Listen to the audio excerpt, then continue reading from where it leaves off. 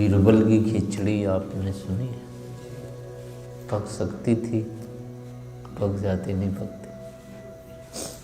और किसी की खिचड़ी वैसे पक रही है या नहीं पक रही है? हम सब की खिचड़ी कैसे पक रही है?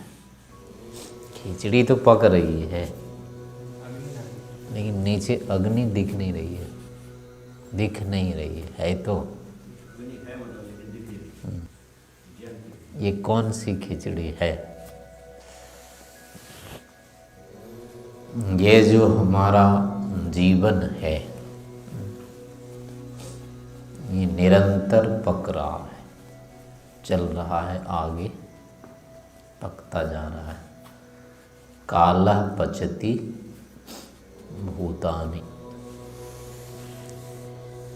काल जो है भूतों को पकाता जाता है, पकाते रहता है। ये संपूर्ण भूत यानी सृष्टि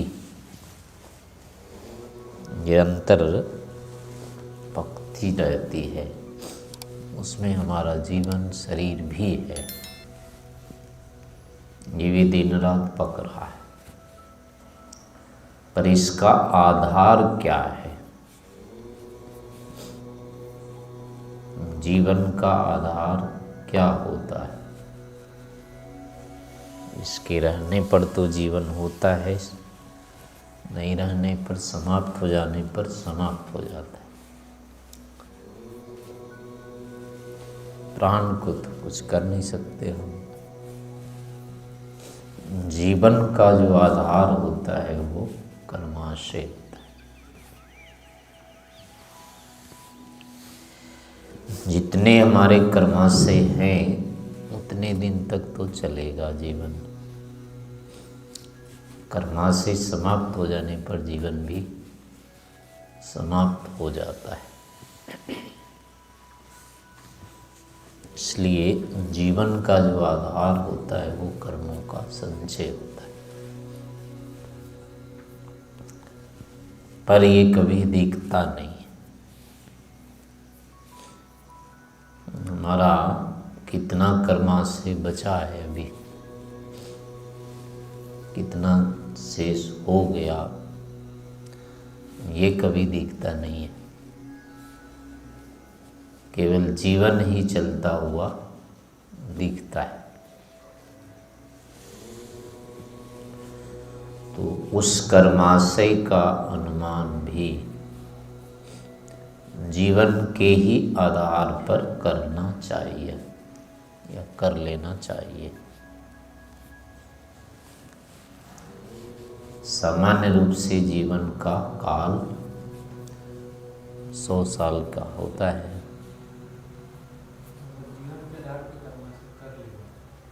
यानी 50 साल का जीवन हो गया तो 50 साल कर्माशय का बीत गया, आधा रह गया। 1/4 जीवन बीता तो 1/4 कर्माशय बीत गया, 3/4 शेष है। ऐसे सामान्य अनुमान करना चाहिए। पूरा पूरा तो होगा नहीं, दिखता ही नहीं है। लेकिन कारण होता है। जीवन का आधार या कारण कर्मों का संचय ही होता है, इतना तो निश्चित है। ऐसा इसलिए है कि किसी भी जो परिवर्तन होता है कोई भी, वह परिवर्तन कर्म से ही हो पाता है। इसलिए किसी भी परिवर्तन का कारण कर्म होता है। तो जहाँ भी कोई परिवर्तन हो रहा है तो निश्चय से वहाँ पर कर्म भी हो रहा है। तो हमारे जीवन में भी अगर हो रहा है, निरंतर शरीर में परिवर्तन हो रहा है, तो कर्म तो यहाँ भी हो ही रहा है। बिना कर्म के और कोई परिवर्तन होता नहीं है।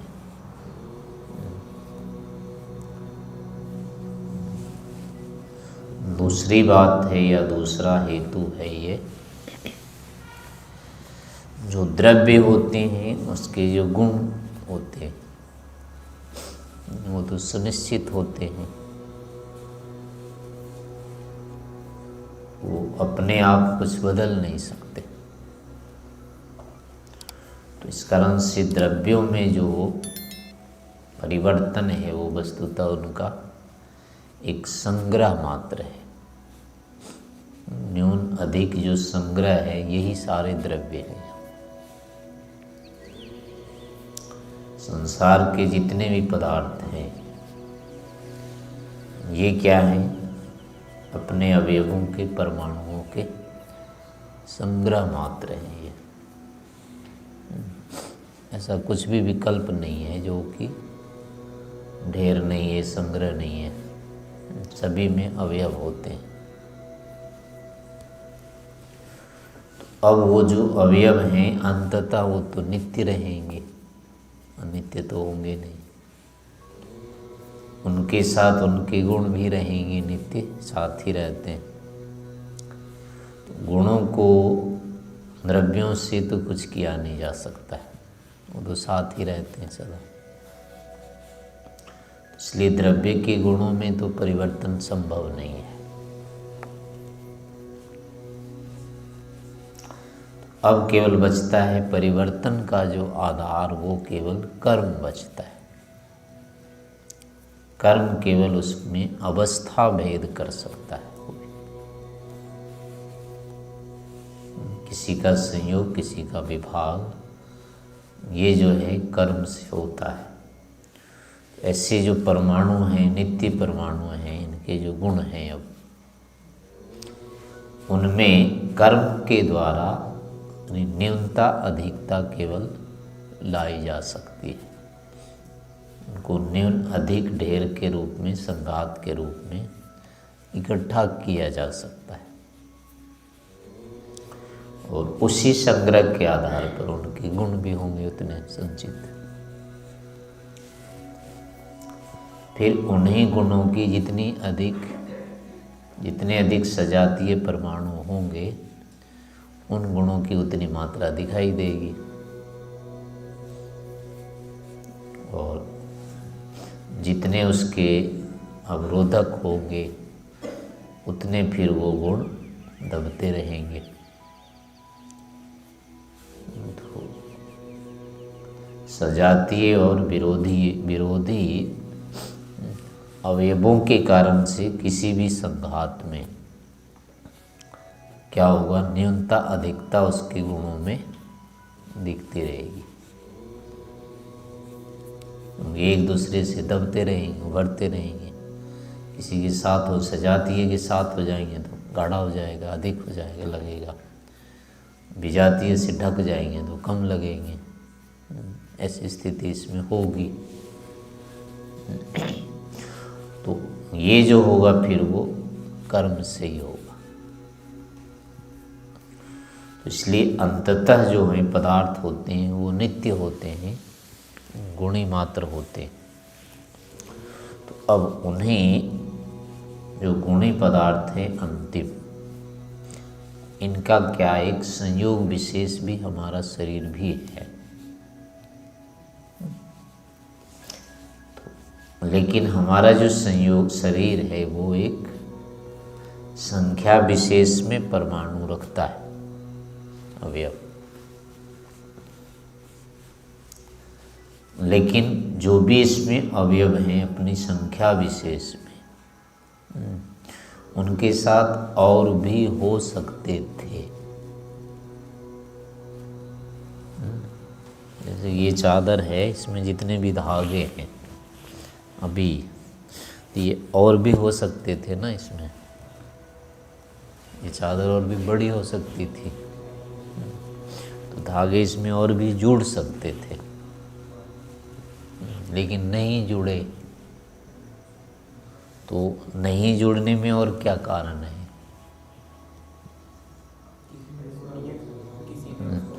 जो जोड़ने वाला है उसने नहीं जोड़ा, उसने निश्चित किया इतने रहना है, इसको इतने रखेंगे, इसलिए ये अधिक नहीं हुआ, इसमें और धागे नहीं जुड़े, क्योंकि जोड़ने वाले ने इसको नहीं जोड़ा। तो ये कैसे सिद्ध हुआ कि जोड़ने वाले के कारण ये ऐसा है? क्योंकि धागे कम और अधिक होने की संभावना, सामर्थ्य रखते हैं इसमें, वो अधिक हो सकते हैं इसमें, कम भी हो सकते हैं, अधिक भी हो सकते हैं, दोनों संभावना है। तो दोनों संभावना होने के कारण से अब होगा कि इनमें से कोई एक संभावना यहाँ है, कम या अधिक है, तो ये तो निर्धारित कर नहीं सकते उसका, इनको तो रहना ही है कम अधिक, तो ये निर्धारित नहीं करते हैं। लेकिन इनको जो संयोग विभाग करने वाला होता है उनके कारण ये व्यवस्थित हो जाते हैं। तो जहाँ जहाँ भी अवयवों में, ढेरों में जो संख्या, मात्रा, विशेष व्यवस्थित है, निर्धारित है, सुनिश्चित है, वो वस्तुतः गणना के कारण से, यानी रखने वाले ने उतनी रखा वहाँ। वो चाहता तो बड़ा कर सकता था उसको, किसी में छोटा रखा, किसी में बड़ा कर दिया तो बड़ा हो गया। हाथी के शरीर में अधिक परमाणु रख दिए तो वो बड़ा शरीर हो गया, चूहे में थोड़ा रखा वो थोड़ा हो गया वो। इन सब में ऐसी मात्राओं की विशेषता है। तो ये जो विशेषता है इनके, वो केवल कर्ता के कारण से, रचयिता के कारण से, उसके संकल्प से ये इतने हैं, और कोई कारण नहीं है। लेकिन अब ये होता है कि उसने इतने क्यों किए, तो उसके लिए भी कुछ आधार होना चाहिए उसके पास भी, क्योंकि गड़बड़ करेगा तो भूल जाएगा, फिर वो भी नियम नहीं रहेगा तो भूल कहीं टकरा जाएगी चीज़ें। उसके कारण से उसको भी एक नियम पर चलना होता है, वो भी चलाता है। तो उसके लिए नियम होता है फिर कि जिसने जितना किया है कर्म, उसको उतने से जोड़ देते हैं। जितना जितना जिसने किया उतना उतना उसके साथ जोड़ दिया उसने। तो अब ये जो जोड़ना हुआ है, ये कितना इसको दिया जाए, इसके लिए अब और कोई उपाय बचता नहीं, कि अलग से तो कुछ था ही नहीं जो, क्योंकि द्रव्यों को तो किया नहीं जा सकता है, तो जैसा है वैसे ही रहेगा। न्यूनता, अधिकता या उत्पन्न होने वाली जो चीज़ होती है वो कर्म ही होती है, कर्म ही उत्पन्न होता है, और कुछ तो होता नहीं है।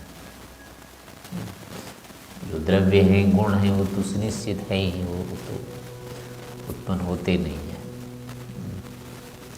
तो कर्म ही एक ऐसा हो सकता था जिस कारण से ये नई चीज़ें होती है कुछ, इसलिए उस कर्म के ही हिसाब से फिर ये जीवन की भी व्यवस्था हो गई। इसने इतने कर्म किए तो इतना जीवन इसका होना चाहिए। उनमें भी अब हुआ कि कर्म भी पाप और पुण्य, यानी दो तरह के हो जाते हैं, इसलिए दो तरह की इसमें भी संभावनाएं बनाई गई। इसलिए जीवन में भी कर्म भी दो ही तरह, पाप और पुण्य वाले ही होते मुख्य रूप से। इसलिए कर्म भी इसके ऐसे ही होते रहते हैं, और यही कर्म जो होते हैं फिर वर्तमान शरीर से जो कर्म हो रहा है पाप पुण्य का, यही फिर अगले के लिए आधार बन जाता है। और तो कुछ अगले जीवन में जा नहीं सकता, अब क्या जाएगा, क्योंकि यहाँ और कुछ होता क्या है, यहाँ अन्य जो चीज़ें बनाएंगी वो तो रहेगी नहीं, तो वो चली जाएगी वैसे, उसको तो ले नहीं जाया जा सकता। इसलिए अगले जीवन में और कुछ बचता भी नहीं ले जाने का। ये सब तो यही है, ये सब तो बने ही नहीं है, तो सब यही थे पहले से, इसको तो बनाया नहीं है। तो जो नया हम करते हैं वो वस्तुतः कर्म ही करते हैं। द्रव्य तो पुराने होते हैं, वो तो की ही नहीं जा सकते हैं नए। नया जो होता है, अगर कुछ होता है, नई नाम की चीज़ है, नई मतलब जो पहले नहीं थी अब हुई, ऐसा और कौन होता है? कर्म ही होता है, जो कि नया नया ही होता जाता है। एक के बाद दूसरा, दूसरे के बाद तीसरा, तीसरा के बाद चौथा, इस तरह से कर्म जो होता है हर समय नया होता रहता है। और दूसरी नवीनता जो होती है, कर्म के आधार पर जो संयोग विभाग होता है वो भी नया नया होता रहता है। संयोग पुराना कभी नहीं होता है। एक के बाद दूसरा, दूसरा के बाद तीसरा, ऐसे संयोगों की क्या होती है, संख्या निरंतर बढ़ती जाती है। हाँ, ये तो होता है कि उसी जैसे हो सकता है संयोग, लेकिन वही संयोग कभी नहीं होगा। संयोग हर समय एक के बाद दूसरा, दूसरा के हर समय नया होता है। तो संयोग नया होने के कारण से अब वो वस्तु भी नई लगती है तो पुरानी चीज़ की बनेगी, लेकिन पुरानी चीज़ें भी नई लगती है क्योंकि वो उसमें संयोग नया हुआ है। और संयोग नया क्यों हुआ है? संयोग भी एक जैसा ही होता है, फिर भी वो नया क्यों लगता है? क्योंकि उसके पीछे जो कर्म हुआ है वो नया होता है। एक कर्म दोबारा कभी नहीं होता है, हर समय नया नया अगला अगला कर्म होता है। एक जैसा तो होता है ये, लेकिन वही नहीं होता है दोबारा। इसलिए सबसे नई चीज़ अगर कुछ है, कोई नई चीज़ होती है तो वो मुख्य रूप से कर्म है। कुछ गुण भी ऐसे होते हैं, नए नए होते हैं, लेकिन फिर वो उसी रूप में होने से पुराने की तरह ही है। कर्म का ऐसा कुछ नहीं बचता है। इस कारण से कर्म जो होता है निरंतर नया ही नया होता है, इसमें व्यतिक्रम नहीं होता है, पीछे नहीं जाता है कभी। इसकी संख्या जितने बार कर्म होते जाएंगे ना, उसकी संख्या बढ़ती जाएगी, वो पीछे नहीं जाता है। इसीलिए अगली व्यवस्था का जो आधार होता है ये कर्म ही होता है। इस कर्म के कारण से ही वस्तु की अवस्थाएं बदलती है। बस तो हमारा जीवन भी ऐसा ही है, इस कर्मों के ही कारण से इस रूप में आया हुआ है। अब तीसरी बात आ जाती है कि वो जो कर्म है वो वर्तमान भी नहीं रहता है, कभी होने के बाद वो रहता नहीं है। वस्तुतः शरीर में कर्म नहीं होता है, संचित नहीं रहता है। इसका आधार तो है कर्म, लेकिन इसमें होता नहीं हो, क्योंकि कर्म इकट्ठा होने की वस्तु है ही नहीं हो, तो फिर इकट्ठा कैसे होगा?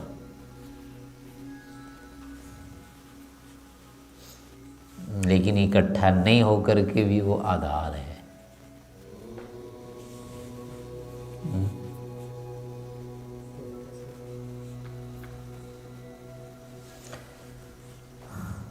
वो ऐसे होता है,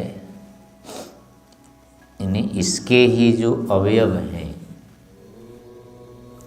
उन अवयव विशेष में संस्कार विशेष उत्पन्न कर दिया जाता है, और उसके बाद अब वो सक्रिय रहेगा। लेकिन वो कितना रहेगा सक्रिय, ये उसी कर्म के आधार पर होता है। जैसे कोई इंजन है ना जो चलता रहता है, वो तेल से चलता है, तो जितना तेल रहेगा उतना वो चलेगा, तेल बंद होने पर वो बंद हो जाएगा। तो ऐसे ही इस हमारे जीवन का जो इंजन होता है वो तो चित्त होता है, लेकिन चित्त के अंदर जो तेल होता है वो चित्त के अंदर संस्कार होते हैं उस ढंग के, और वो संस्कार पिछले कर्मों के आधार पर होते हैं। उसमें उतने मतलब वो जैसे वो तार का आपने देखा होगा ना, घुमा दे, चाबी ऐंठ देते हैं, घड़ी होती थी पहले जो चाबी वाली, उसको ऐंठ देते थे, फिर अपना चलती रहती थी। ऐसे ही उस कर्म के आधार पर ईश्वर भी हमारे मन को ऐंठ देता है। बस ऐंठने से उसमें संस्कार हो जाते हैं। उसको स्थिति संस्थापक संस्कार कहा जाता है। वो हमारे कर्मों के आधार पर चित्त को ऐसा बना देता है, वो उतने काल तक अब क्या होगा, शरीर को, प्राण को, इंद्रिय को प्रेरित करता रहेगा। और चित्त को में यानी इतना वो संस्कार डाल देता है कि वो आगे प्राण इंद्रिय को प्रेरित करता रहता है। हाँ, ऐठ देता है मतलब संस्कार उसमें उतना भर देता है कि उतने काल तक वो अब सक्रिय रहेगा मन। संस्कार जैसे उसमें वो तार में कर देते हैं ना, स्प्रिंग में जितना घुमाएंगे उतनी देर तक वो करेगी प्रतिक्रिया, उतार करेगा। डाली वाली होते हैं जैसे ऐसे खींचते हैं तो फिर वो आगे जाती है ना, वो पहले खींचते हैं उसको, हाँ, फिर विरुद्ध स्थिति में जाता है। वो उल्टा खींच देते हैं तो उल्टी और फिर अपने आप उतनी देर तक जाता रहता है जितना अधिक खींच देते हैं। वो खींचने से जो उसमें संस्कार बनते हैं उसका नाम है स्थिति स्थापक संस्कार। तो अब वो जो खींचने का होता है वो कितना खींचेगा उसका अपना हिसाब होता है, वो अपनी बुद्धि के अनुसार ही करता है ना, वो तो सीधे लगता नहीं उसमें। नहीं, कितना खींचना है वो उसमें तो रहता नहीं है, उसका पैमाना तो उसकी बुद्धि होती है जो खींच रहा है।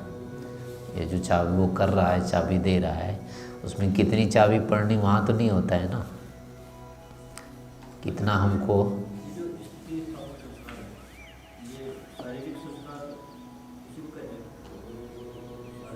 नहीं, ये अलग है, यानी ये केवल उस प्रक्रिया के लिए है। ये मन भी हमारा जो होता है ना, सब दिन नहीं होता है सक्रिय, ये भी निष्क्रिय हो जाता है। वो अब वही बात आएगी, फिर क्यों निष्क्रिय हो गया, सक्रिय हुआ था तभी तो, धीरे धीरे ये चुप कैसे हो गया। इसलिए होता है कि इसकी यानी आरंभ में इसकी रचना ऐसी होती है, इतने काल तक ये प्रेरित करेगा इनको, इस शरीर को, इससे ज़्यादा नहीं करेगा। वही जो मुख्य प्रेरणा होती है वो हमारे पिछले कर्मों के आधार पर होती है।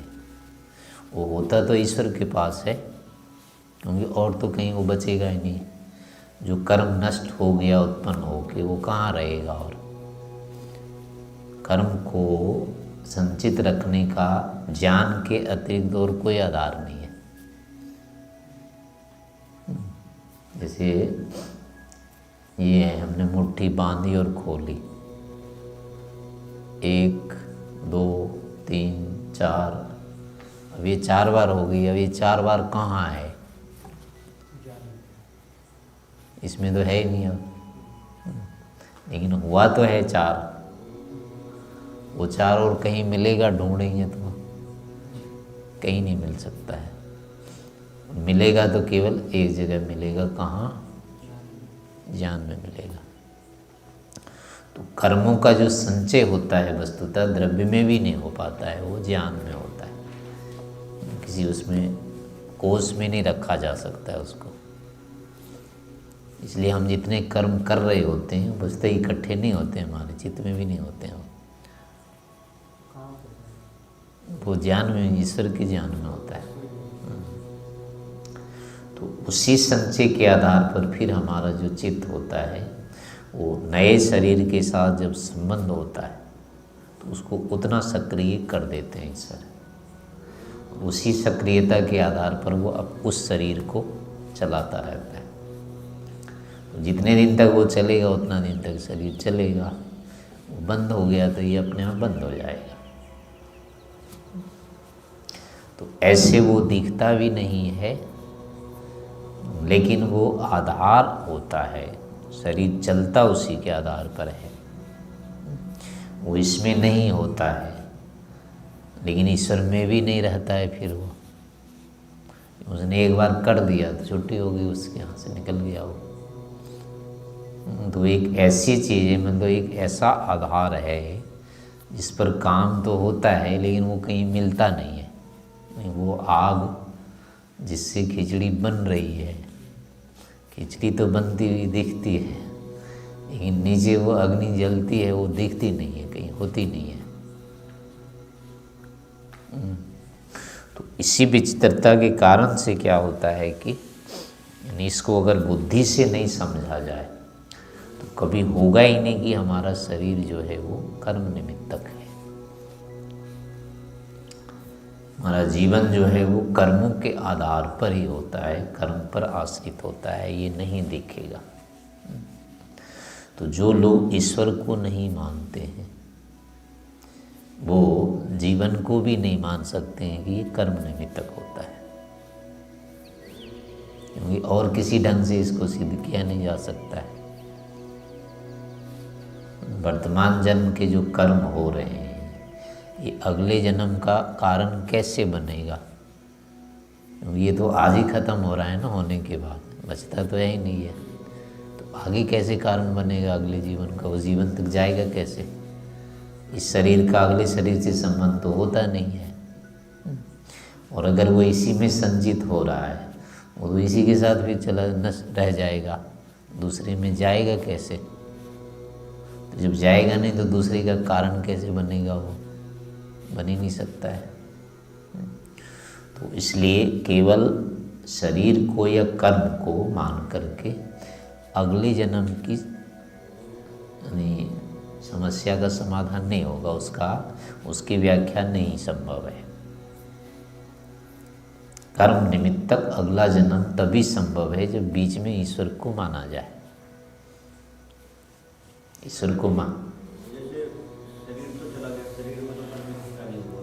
हाँ, अगले जन्म में फिर वो आत्मा में भी तो रहता नहीं है, तो फिर वो ईश्वर में माना जाएगा। नहीं, कहीं नहीं रहता है वो। ज्ञान में जो उसको जानता है ना तो ईश्वर के ज्ञान में रहेगा, वहीं रहेगा। और ईश्वर को माना नहीं जाए तो अगले की नहीं कर सकते ना, व्याय संगति नहीं लग सकती है। तो ये शरीर तो रहा नहीं, आत्मा को पता नहीं होता है, स्वयं भी नहीं पता कितने कर्म किए हैं हमने, अपने को पता हमारे ज्ञान में तो होता नहीं है।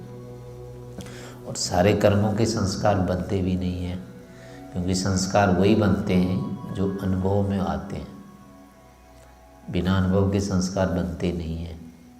तो जितने हम कर्म करते हैं उस सब के अनुभव भी नहीं होते हमको। कितनी चींटी मरती है पता लगता है या? लेकिन कर्म तो होते हैं वो, कर्म होते हैं लेकिन हमको नहीं पता लगता, ऐसे उसके संस्कार तो बनेंगे नहीं। लेकिन फिर अगर ऐसे माना जाए तो आधे कर्म ही गायब हो जाएंगे। तो इसलिए पूरा कर्म जो होगा वो तभी होगा जब उसको भी जानने वाला कोई है, इकट्ठा करने वाला। तो हम तो हो नहीं सकते, इसलिए हमसे अतिरिक्त ही होता है, वो ईश्वर ही है, कोई नहीं हो सकता है। तो इसलिए अगले जन्म के लिए, अगले जन्म की जो सिद्धि होती है कर्म पूर्वक, वो ईश्वर सहित ही हो सकती है, बिना उसके नहीं होती है। ईश्वर को मानने पर इसमें कोई दोष भी नहीं आता है, पूरी व्यवस्था हो जाती है। तो इस प्रकार से अपने जीवन को जब ये हो गया कि हमारा जीवन कर्म पूर्वक होता है, कर्म ही हमारा आधार है, तो इससे फिर ये निष्कर्ष निकलता है कि हम कर्मों को इस रूप में ही करने का प्रयास करें जिससे फिर वो अगला परिणाम ठीक मिले। अगले परिणाम जो आने वाला है वो अभी हमारे हाथ में है, क्योंकि कर्म हमारा अभी हाथ में रहता है, हमारे अधीन है। तो अगले जीवन को हम ठीक कर सकते हैं यदि हम कर्म को ठीक प्रकार से समझ लें। ये हमारा कर्म ही जीवन का आधार होता है। इसका निश्चय होने पर फिर ठीक कर्म अपने आप हो जाएगा। इस प्रकार से दोनों की संगति लगाने का प्रयास करते रहना चाहिए।